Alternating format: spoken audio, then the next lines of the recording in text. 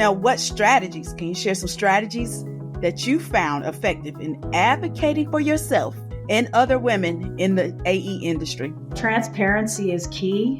I would recommend that you seek out people you trust, that you see balancing work and career. And I would also say be creative.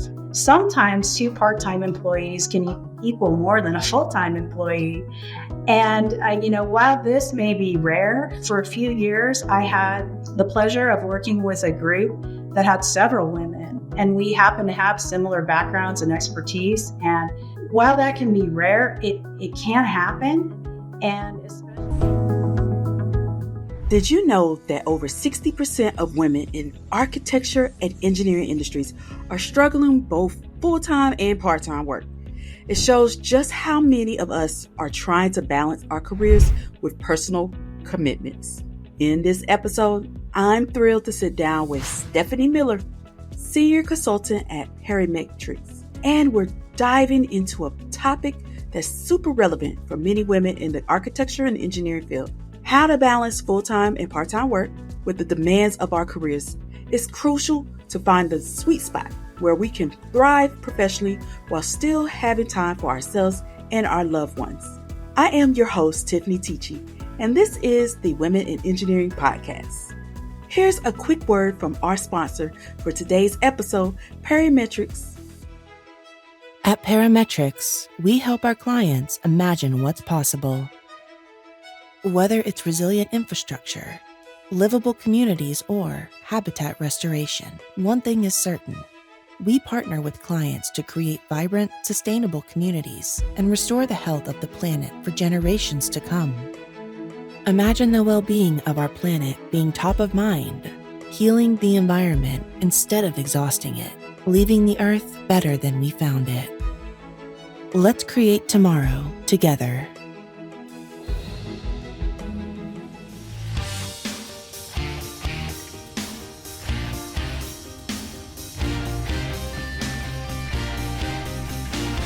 Now it's time to jump right into the main segment of our episode. Today, I have with me Stephanie Miller. Stephanie, welcome to the Women in Engineering Podcast. Thanks so much for having me, Tiffany. I'm excited to be here. Yes. All right, Stephanie, can you start by telling us a bit more about yourself and what inspired you to pursue a career in the architecture and engineering industry? You bet. Well, first, a little bit about myself. I'm the project manager, a transportation planner, and a communication specialist. And I've been doing this about 30 years. I'm focused on compliance with the National Environmental Policy Act and just overall transportation planning. I've worked in the West, mostly in New Mexico and Washington. I've done a range of projects, everything from roadway improvement projects to environmental compliance projects for large multi-billion-dollar transportation projects, as well as developing transportation master plans. And really what led me to this career is when I was in college, I was pursuing a biology degree and I was planning to be a physical therapist. But those plans changed when I took some courses in environmental ethics, environmental science, global perspectives, statistics, different courses outside of my major. And I realized that I wanted to work bringing multiple disciplines together, that was really my strong suit, and projects that met community needs in a meaningful way. So as it turns out, our industry is just a great place to do that. That is amazing. That is amazing. I mean, you got a various experience, and I love how you are making an impact with all that you've encouraged to do. Now, as a woman with 30 years of experience in the architecture and engineering industry, what challenges have you faced and how have you overcome them? Probably the biggest challenge initially was just getting into this industry.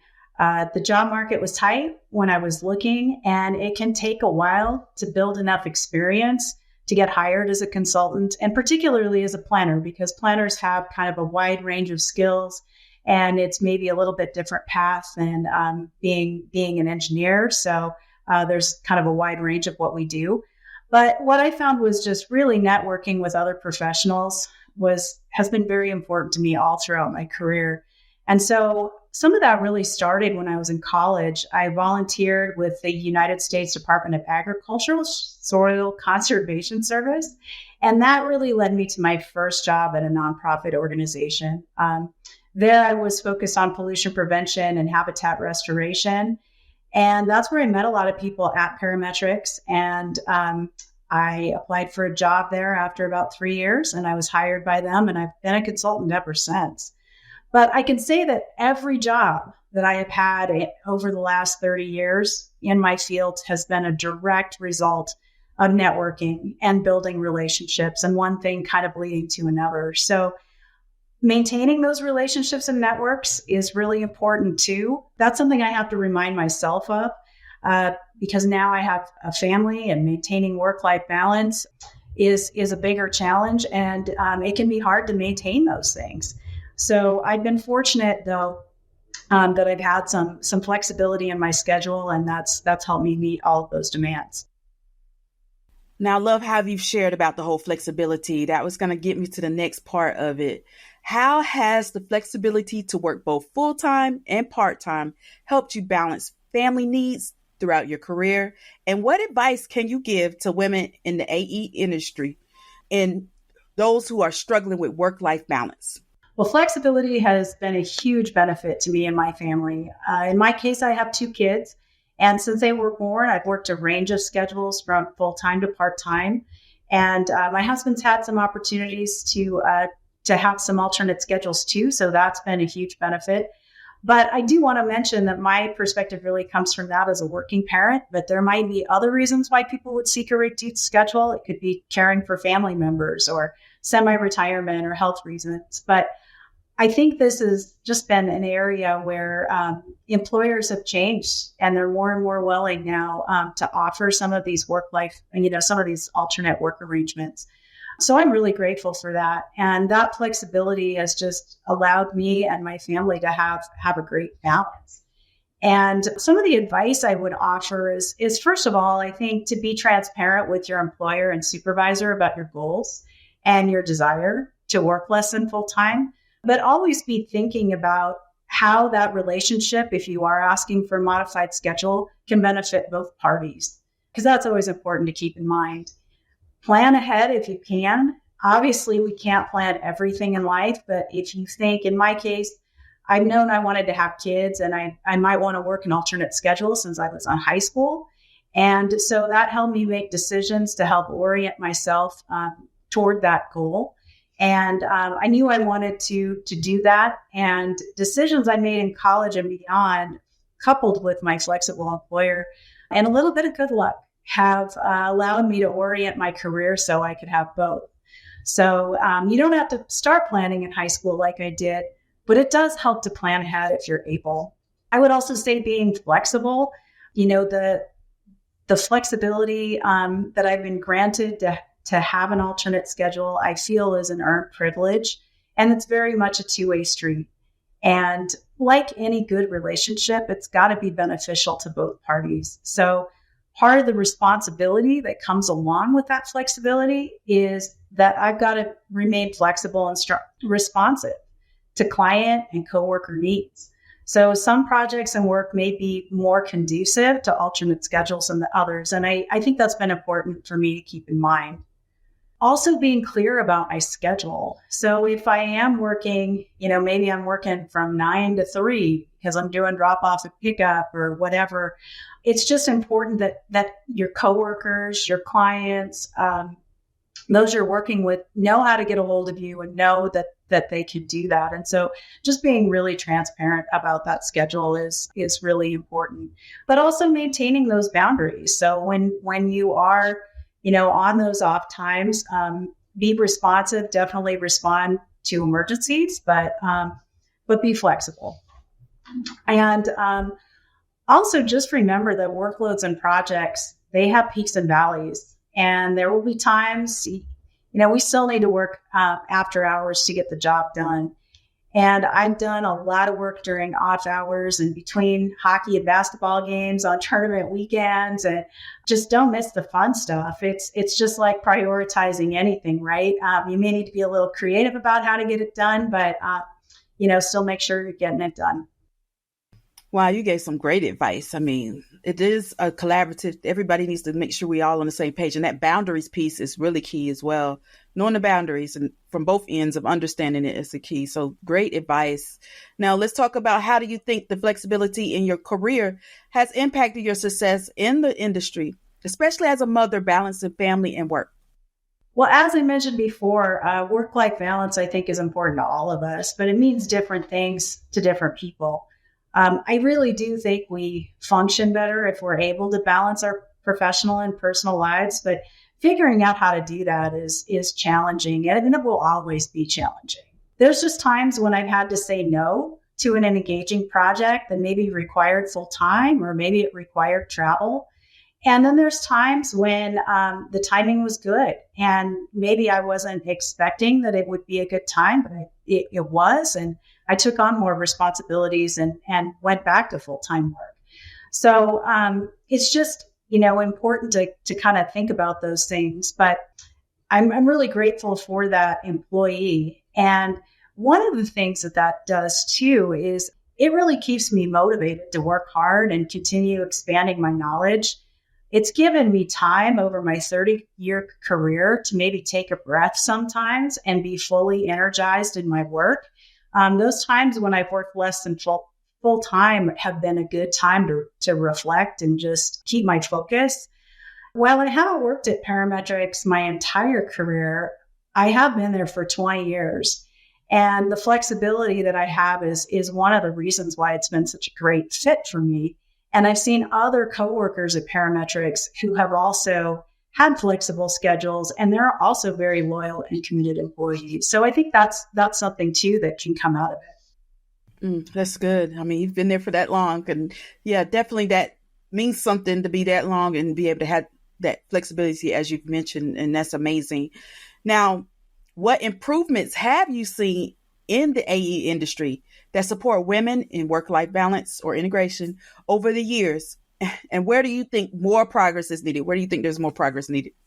Well, one of the few good news stories and silver linings, I think, of COVID is how it opened up the door to remote work. And tools like Teams and Zoom. Boy, I started working remotely in 2011 before we had those tools. And it makes a big difference to be able to sit on the screen and look at your coworkers and interact, even if you're not physically in the same space. So the other thing that happened too is as many of us for that time had to transition to remote work, it all made us better at it. So we got better at sharing screens and maybe, keeping the background noise behind us and clicking off the mute button and some of those things that we, all experienced during COVID. But I think the ability to work remotely and the acceptance of remote work has just provided a huge change to the way that we work, and it can really help with that work-life balance piece. So I think that's been huge. And it's interesting now that restrictions have lifted, and I think what we're seeing too is sometimes the arrangements vary by state or region. They can vary by company. And I think we're all trying to figure out now that folks are doing a lot more in-person work, how to get that balance back in. I will say that I still enjoy being in the office, to get that face time with people. But I can also really appreciate the remote work. And I do think too, it really allows me to focus. So I think that's been just one of the huge improvements and changes that I've seen. I love it. I love it. Yes, it's been an adjustment when you talk about being remote and then now having to go back in person. So to see the differences is definitely key. Now, as we're still talking about the remote, I want to see if you can give us some advice, because how did working remote since 2011, as you mentioned, impact your career? And what insights do you have for women in engineering navigating remote work today? You bet. Well, like I mentioned, I was fortunate that Parametrix allowed me to start working remotely years before it was commonplace. And I've been doing it now. I started in 2011. So I've been doing it about 13 years. That's almost half of my career. So that's a while. And there's a few things I think have been critical to that success. So as I mentioned previously, having an accessible schedule and being responsive even though I'm remote, people know they can get a hold of me. They know that I will be responsive to their needs. And that's really critical because we are a team and we want to make sure our coworkers and clients know that they can reach us when they need us. Again, I mentioned seeking opportunities for relationship building and learning. I was fortunate to have had many years working in person, building relationships face to face. And I learned so much initially in my career from all of those water cooler conversations that you just happen upon. So these were important for me. And when you work remotely, it's important to remember that and still work to build those connections and seek opportunities for learning and growth. So whether that's, making a conscientious effort to go meet with some coworkers after work if you're close enough, or going to events if you have to travel for that, asking them about their personal lives or just how their day's going when you're talking on the phone or on Teams. I think that's really important. I still think it's great to try to work a day or two in the office. And I say that trying to be cognizant of the fact that I don't have an office close to me. So I do travel to visit our office. But like I said, just making an effort to connect with coworkers or professional events. Be sensitive to client needs. Each project and each person is different. And, really being sensitive to this, adjusting if clients or coworkers need more face time, then make sure you're putting that in too.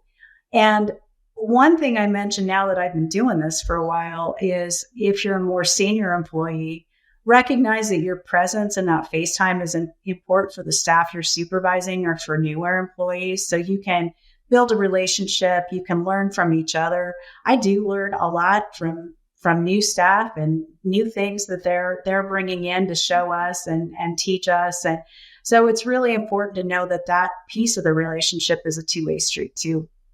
That's it. It is a two-way street. You got to be able to communicate and see what meet the needs of both ends is key. And I love how you shared that.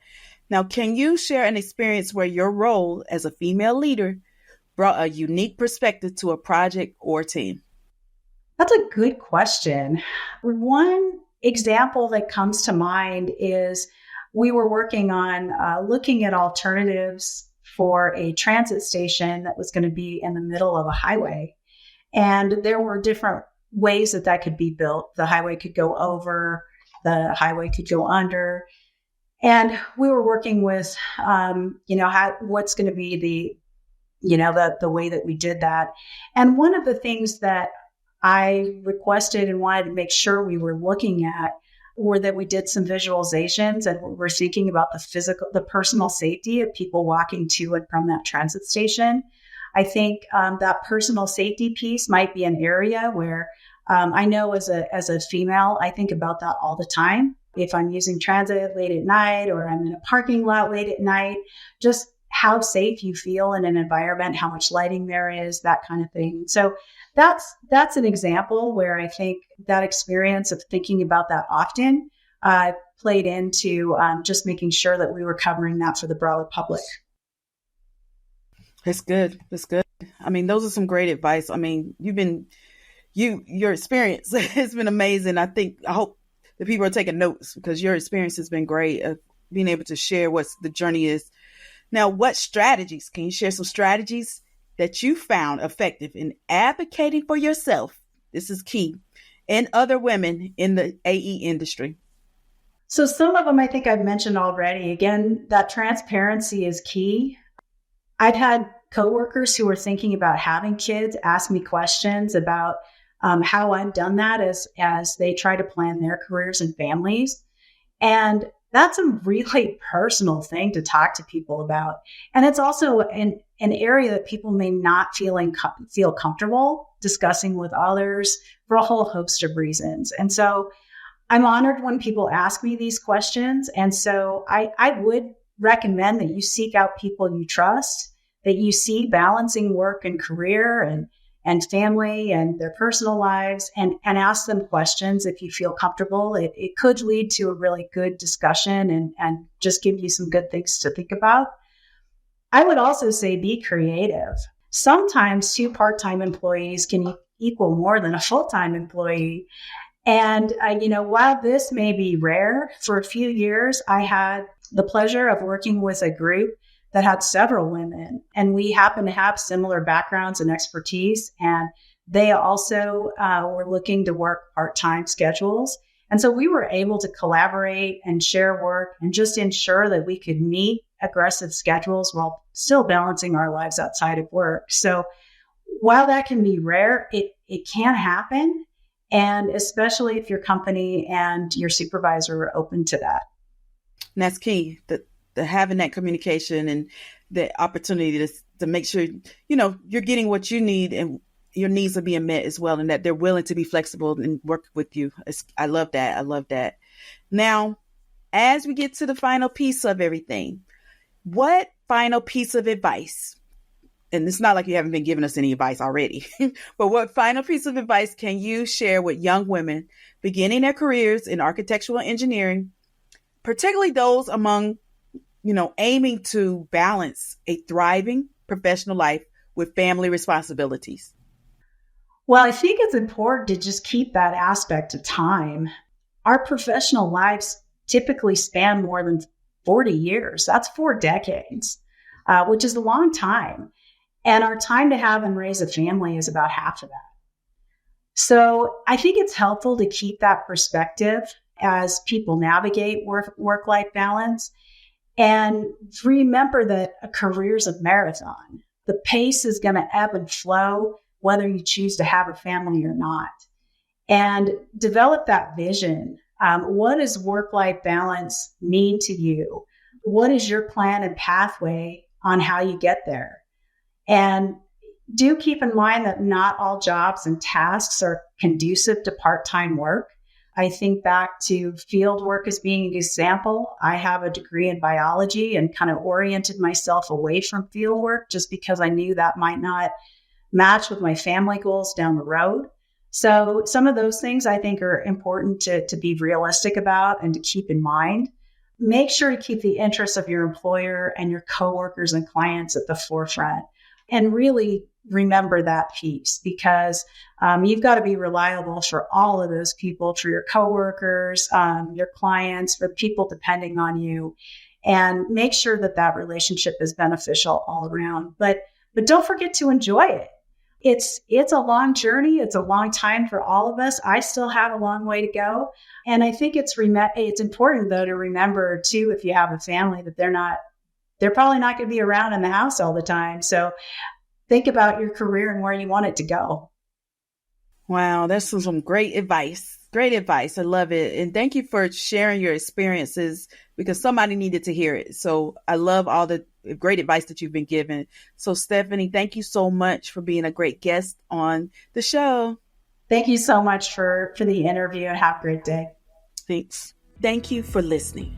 Be sure to subscribe to our podcast so you won't miss our upcoming episodes featuring interviews with inspiring women engineers, discussions about industry trends, and much more.